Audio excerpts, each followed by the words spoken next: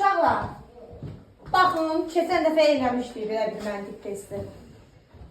Deməli, ədədlər verilib 132, 341 və aşağıda variantlarda hərflər verilir. Görək, 132 və 341 ədədi hansı hərflərə bərabərdir? Uşaqlar, baxın bura. Burada hansı rəqəmlər eyniliyi təşkil edir? 3 və 3. 3, 3, 3, 1, 1. Baxaq görək. Aşağıdakı variantlarda hansı hərflərə uyğun ola bilər?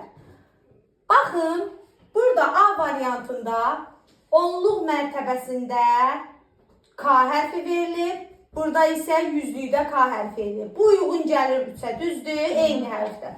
Amma bura baxaq, axı burada 1 burada var, bir də aşağıda da 1 var. Görək, burada da eyniliyi təşkil edir. Burada E'dir, burada Z'dir. Deməli, A ola bilməz. Düzdür, A-nı çıxırıq. Sonra keçək B variantında.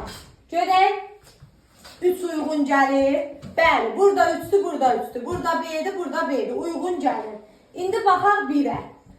Yüzlüyündə 1'dir, təkliyində 1'dir.